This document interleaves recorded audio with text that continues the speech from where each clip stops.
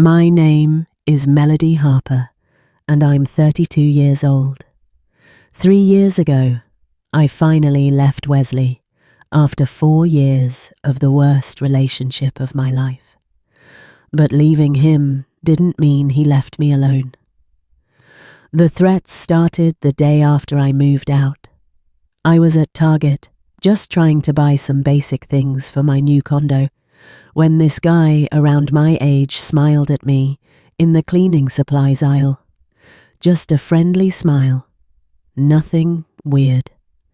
I smiled back because that's what normal people do. 2 hours later, Wesley showed up at my new place. I still don't know how he found my address.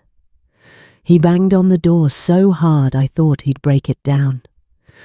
"I saw you at Target," he screamed through the door. "I saw that guy looking at you. You think you can just move on? You think I'm going to let some random guy think he has a chance with you?" I called the cops. They came. They talked to him. He was calm by then. All smiles and apologies. Said it was a misunderstanding. Said we'd just broken up, and emotions were high. The officers basically told us both to move on with our lives. That was the first time. Looking back, I should have seen the signs during our relationship. Wesley had always been possessive, but I'd mistaken it for love. When we first started dating, I was 28 and working as a junior marketing coordinator at a small agency. He seemed so attentive, so interested in every detail of my life. He wanted to know about my day, my co-workers, my friends. At first it felt romantic, but gradually the questions became interrogations. Why did my male colleague text me about a project at 7 p.m.? Why was I laughing so hard at my friend Amanda's boyfriend's jokes during dinner? Why did I need to go to happy hour with my team when I could just come home to him? By year 2, I'd stopped going out with colleagues. By year 3, I'd lost touch with most of my friends. Wesley had a way of making every social interaction feel like a betrayal. Every smile I gave another man feel like cheating. My family back in Ohio noticed the change during holiday visits. My mom would pull me aside and ask if everything was okay. "You seem different, honey. Quieter. Are you happy?" I'd make excuses, deflect, change the subject. I was working my way up at the marketing firm, now a senior coordinator, handling major clients. I convinced myself that my increasing isolation was just focus, dedication to my career. The worst part was how Wesley made me doubt my own perceptions. When I'd confront him about his jealousy, he'd turn it around. "I'm not jealous, Melody. I'm protective. There's a difference. You're too trusting, too naive. These men don't want to be your friend. They want something from you, and you can't see it." After 4 years, I'd been promoted to marketing manager, overseeing a team of 5 and managing accounts worth over $1 million annually. I was successful, respected, financially stable enough to buy my own condo, but I felt smaller than I ever had in my life. The breaking point came on a Tuesday evening. Wesley had been tracking my phone's location, something I'd only recently discovered. I was supposed to be at a client dinner, but the restaurant had changed last minute due to a kitchen fire. When I got home an hour later than expected, Wesley was waiting. "Where were you really?" he demanded. "Your phone showed you at O'Malley's pub. Since when do you have client dinners at Irish bars?" I explained about the restaurant change, showed him the emails, even offered to call my client to confirm. Nothing satisfied him. He accused me of lying, of meeting someone there, of making up the whole story about the kitchen fire. That night, I lay in bed next to him, staring at the ceiling, and realized I couldn't breathe. Not metaphorically. Actually couldn't take a deep breath. My chest felt compressed. My heart was racing, and I felt like the walls were closing in. I was having my first panic attack, though I wouldn't understand what it was until months later when I started therapy. The second incident happened at a coffee shop. A barista made small talk with me while making my latte. Wesley was somehow there, sitting in the corner. I hadn't even seen him. The barista, this sweet kid who couldn't have been older than 19, ended his shift and found all 4 of his tires slashed in the parking lot. I knew it was Wesley. The barista didn't make the connection, but I did. The third time was at my gym. A guy asked if I was done with a machine. Just asked. Wesley followed him to his car and apparently got in his face, telling him to stay away from me or he'd regret it. The guy came back inside and complained to the staff. They reviewed the security footage. Wesley was banned from the property, but it didn't stop. My work started suffering. I'd always been sharp in meetings, confident presenting to clients. But suddenly, I found myself looking over my shoulder constantly. During one particularly important presentation to a potential client worth $300,000 annually, I lost my train of thought mid-sentence when I spotted a man in the lobby who looked like Wesley from behind. My team had to step in and salvage the pitch. We lost the account. My boss, Janet, called me into her office the next week. "Melody, I've noticed you seem distracted lately. Is everything all right at home? You know you can talk to me if you need support." I wanted to tell her everything, but how do you explain that your ex-boyfriend is systematically destroying your ability to function in public? How do you say that you're afraid to smile at male clients because it might put them in danger? Instead, I made vague excuses about stress and promised to do better. For 2 years, this was my life. I couldn't talk to men. I couldn't smile at anyone. I couldn't exist in public without wondering if Wesley was watching. I filed for a restraining order, but Wesley was smart. He never did anything directly to me. It was always the men around me who suffered. And somehow he always had an alibi or a reason, or just enough deniability that nothing stuck. My colleagues started asking why I was always so tense. My friend Amanda wanted me to move back to Ohio, but I'd built a life in Austin. I had a good job as a marketing manager at a growing tech company. I owned my condo. I had my routine. Why should I be the one to run? So I stayed, and I became invisible. I stopped going out. I stopped dating. I barely left my apartment except for work. I was 32 years old and living like a prisoner. My once thriving social media presence went dormant. I stopped posting pictures, stopped checking in at restaurants or events. The fewer digital breadcrumbs I left, the harder it would be for Wesley to track me. My therapist, Dr. Nina Foster, whom I'd started seeing 6 months after the breakup, tried to help me reclaim my life.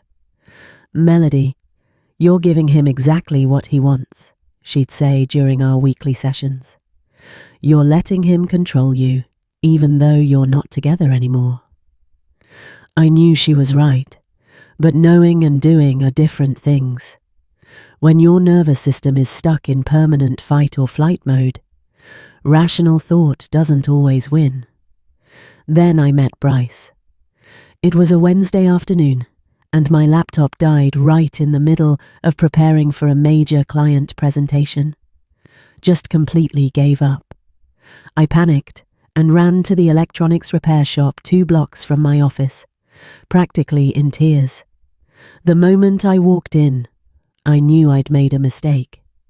There was a man behind the counter, and experience had taught me that being alone with strange men led to problems. But I was desperate. The presentation was for Peterson and Associates, our biggest potential client, worth nearly $500,000 in annual revenue. If I screwed this up, my career might never recover from the damage Wesley had already caused. Bryce was behind the counter. He was massive. I'm 5'4", and I had to crane my neck back to look at him. He had to be at least 6'5", maybe taller, broad shoulders, hands the size of dinner plates. His nose looked like it had been broken more than once, and he had a scar through his left eyebrow. He looked terrifying, but when he spoke, his voice was gentle. "Hey, it's okay. We'll figure it out. Let me take a look." My hands were shaking as I explained the situation. The deadline, the panic, everything just spilling out.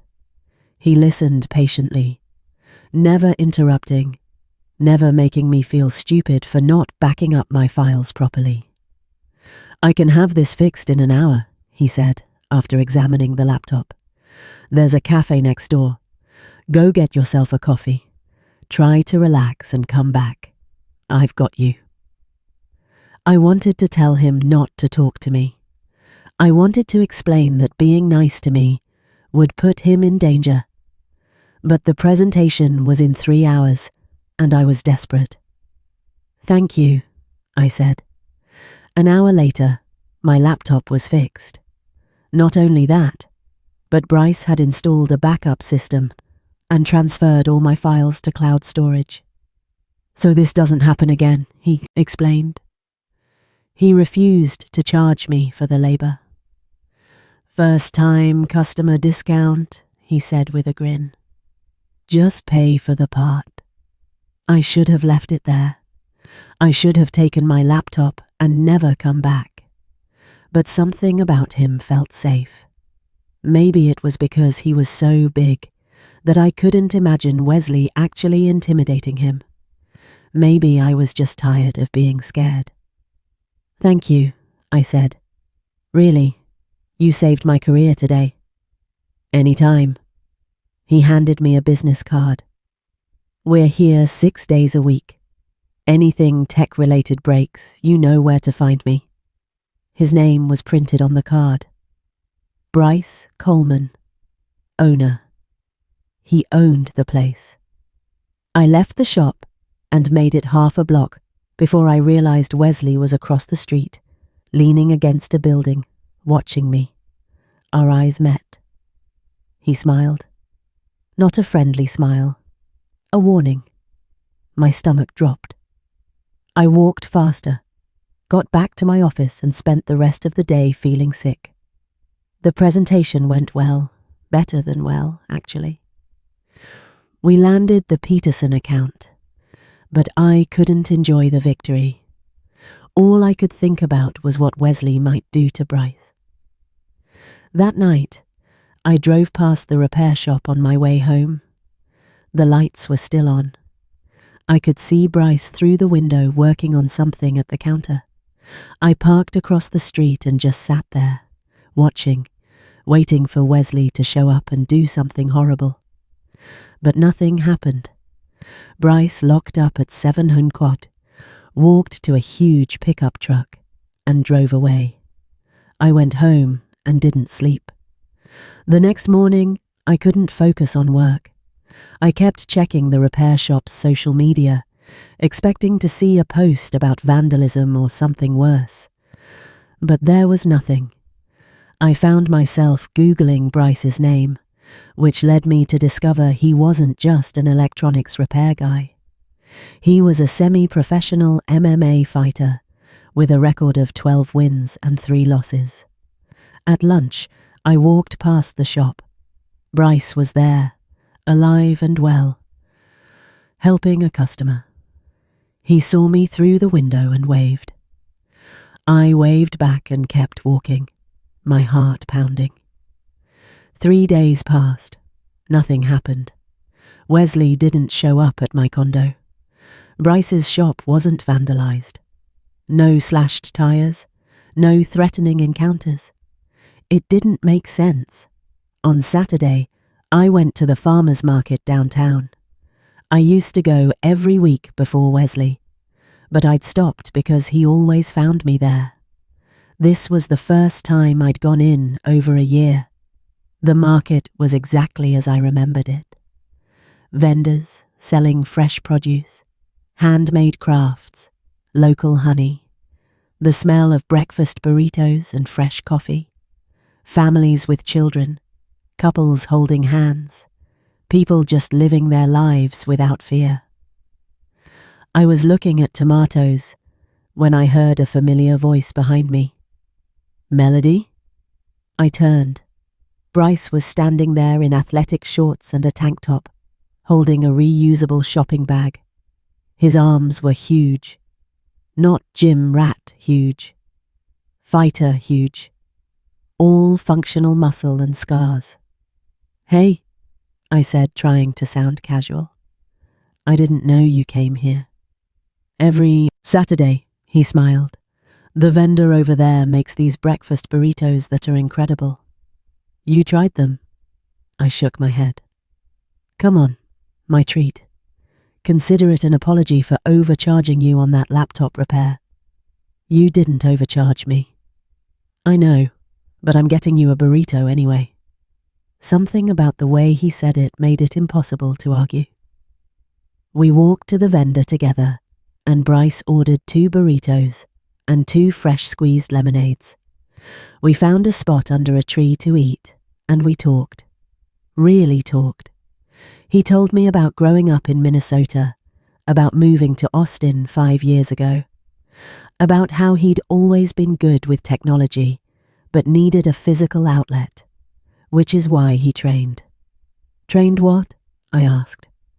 "MMA, mixed martial arts. I fight professionally. Well, semi-professionally. I've had 15 fights, won 12. My stomach tightened. "You're a fighter." "Yeah." He took a bite of his burrito. "I know people hear that and think I'm some aggressive meathead, but honestly, it's the opposite. Fighting teaches you control, discipline. When you really know how to hurt someone, you become very careful about not doing it." He explained how he'd started the electronics business as a way to fund his fighting career. Most fighters need day jobs unless they make it to the big leagues. I figured, why not do something I actually enjoy? Plus, fixing things is kind of therapeutic after spending hours getting punched in the face. I found myself relaxing for the first time in months. Bryce had this way of making everything seem normal, manageable. When he talked about fighting, it wasn't with aggression or machismo. It was like someone describing their job as an accountant, matter of fact, professional. "What about you?" he asked. "What's your story?" I told him about my work, about moving to Austin for my career, about loving the city but feeling disconnected from it lately. I didn't mention Wesley, but I think Bryce sensed there was more to my guardedness. We talked for 2 hours. He was funny and smart and surprisingly gentle for someone who beat people up for a living. When we finally said goodbye, he asked if he could have my number. I hesitated. Every instinct told me this was dangerous, but I was so tired of being afraid. I gave him my number. That night, he texted me. "Thanks for the farmer's market. That was nice. Would you want to get dinner sometime?" I stared at my phone for 10 minutes before responding. "I need to tell you something first." "Okay." So I told him everything. About Wesley, about the threats, about the pattern of men around me getting hurt or scared off. about how I hadn't dated anyone in 2 years because I didn't want anyone else to suffer. I explained how it had affected my work, my confidence, my ability to trust my own judgment about people and situations. I expected him to stop responding. I expected him to make an excuse and disappear like any reasonable person would. Instead, he wrote back, "That's horrible. I'm sorry you've been dealing with that. But here's the thing, Melody. I'm not afraid of your ex, and I'd really like to take you to dinner." We went to dinner on Tuesday, a nice Italian place downtown. I was paranoid the entire time, scanning the restaurant for Wesley's face. But he wasn't there. Bryce told me about his upcoming fight. It was in 3 weeks, here in Austin. He seemed excited, but nervous. My opponent's tough. He's got a wrestling background, and that's always been my weakness. "What's your strength?" I asked. "Striking. I'm a boxer first, but in MMA, you can't just be one thing. You have to be well-rounded." He talked about his training routine, his coaches, the gym where he spent most of his free time.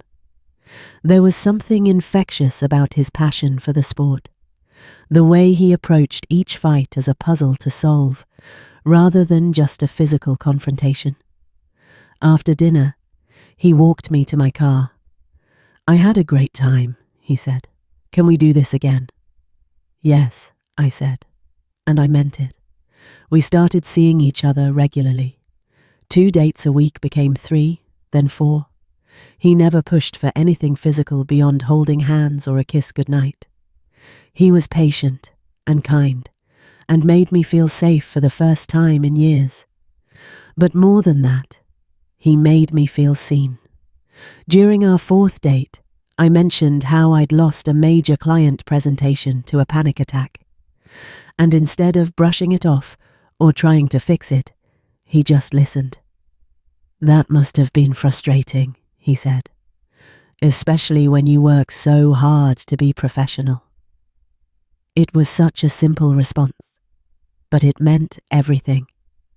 He understood that my career mattered to me, that Wesley's harassment wasn't just affecting my personal life, but threatening everything I'd built professionally. And Wesley didn't show up, not once. It was weird, unsettling. I kept waiting for the other shoe to drop, but it never did. 3 weeks into dating Bryce, I went to his fight. He'd given me 2 tickets, so I brought Amanda. She'd been my best friend since college, and had watched Wesley destroy my confidence in real time. "I can't believe you're dating someone," Amanda said as we found our seats. "And I really can't believe you're dating a cage fighter." "He's not what you'd expect," I said. "Look at you. You're smiling. You're out in public. You're living again." The fight was intense.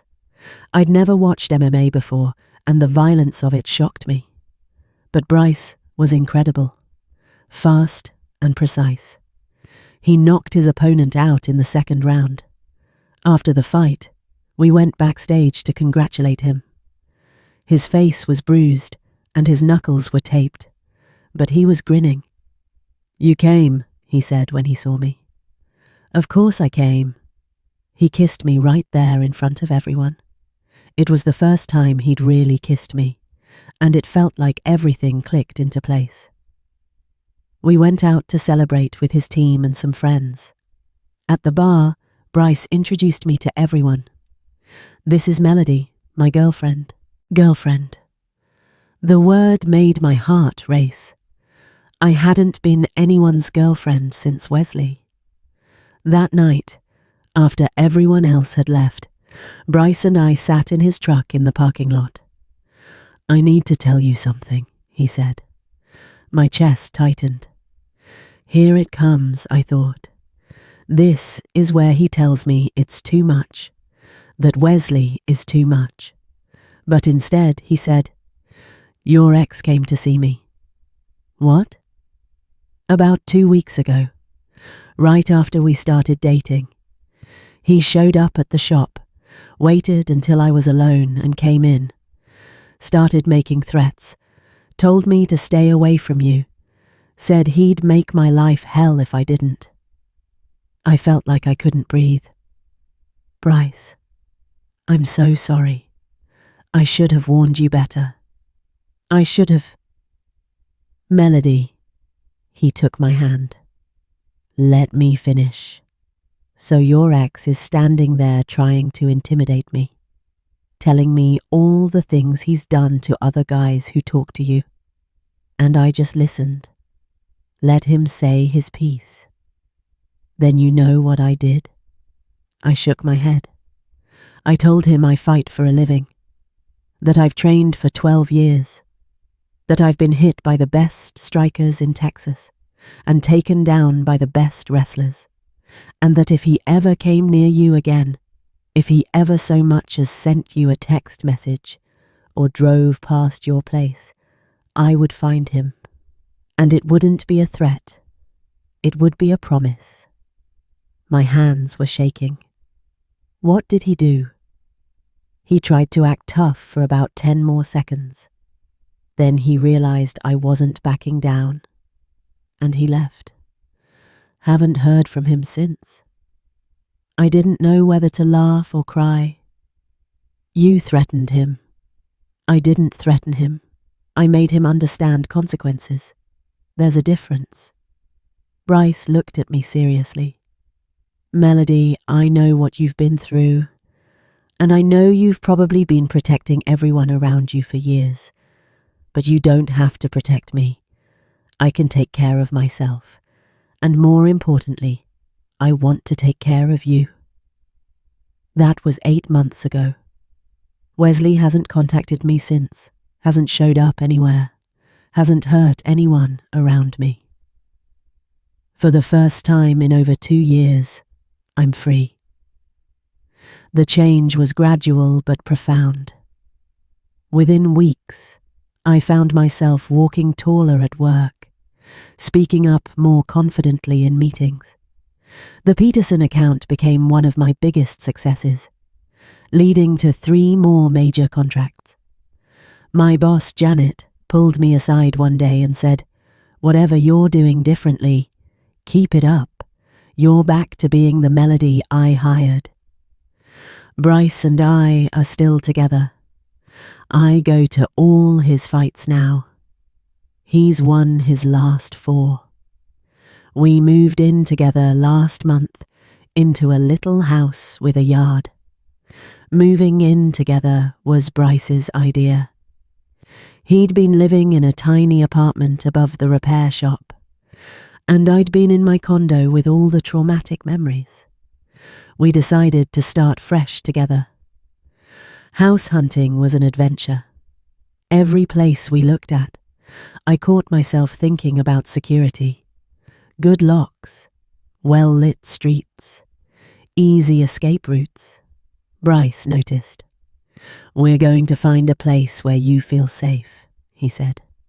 "Take your time." We found it 3 weeks later. A small 2-bedroom in a quiet neighborhood. The landlord was this sweet older woman named Helen, who lived 2 houses down. She took one look at Bryce and said, "Oh, good. You're a big one. We could use more good men on this street." The next few months were the happiest of my adult life.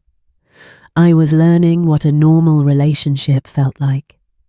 Bryce and I had our first real fight about 3 months in. It was stupid. Something about him forgetting to tell me he'd be late from the gym. I got anxious because he wasn't answering his phone, and when he finally got home, I snapped at him. He didn't yell back. He just said, "You're right. I should have called. I'm sorry." That was it. No screaming, no punishment, no silent treatment for days. Just an apology and a promise to do better. I cried, just stood there in our kitchen and cried because I'd forgotten that fights could be that simple. About 5 months into our relationship, something strange happened. I got a message on Facebook from a woman named Brianna. I didn't recognize her name, but her profile showed she lived in Austin. The message said, "I hope this isn't weird, but I heard through a mutual friend that you used to date Wesley Harper. I'm reaching out because I just started dating him, and some things are starting to feel off. I was wondering if we could talk." My blood went cold. Wesley had moved on, and he was already starting the same pattern with someone else. I called Bryce immediately and read him the message. "What do I do?" "You meet with her," he said without hesitation. "You tell her everything. You give her the chance you never had." So I did. Brianna and I met at a coffee shop the next day. She was 25, pretty, and looked nervous as hell. I didn't sugarcoat anything. I told her about the 4 years of control and manipulation, about how Wesley isolated me from my friends, about how he tracked my location, about the threats after I left. Brianna left the coffee shop in tears, but 2 days later she texted me. "I broke up with him. He lost his mind, started screaming and punching walls, but I got out. Thank you." 3 days after she broke up with Wesley, she called me in a panic. "He's outside my apartment," she said, her voice shaking. I didn't even think. Bryce and I drove to her place together. Sure enough, Wesley's car was parked across the street. Bryce walked up to Wesley's car and had a brief conversation. Wesley drove away immediately. Last week, Brianna called me again, but this time it was good news. "I filed a police report about the stalking," she said, "and I found 2 other women who dated him. We're all pressing charges together. The district attorney says we have a strong case. Wesley is finally going to face consequences for what he's done. Not just to me, but to all of us. This weekend, Bryce has another fight. Nothing huge, just a regional event. But I'll be there, front row, wearing his shirt and screaming my lungs out. I'm 32 years old. I own my own home. I have a career I love. And I'm in the healthiest relationship of my life. Wesley took 4 years from me. He took my confidence, my freedom, my ability to exist in public without fear. But he doesn't get to take anything else. He doesn't get to take my future. He doesn't get to take my happiness. I took those back. We took those back. And I'm never giving them up again.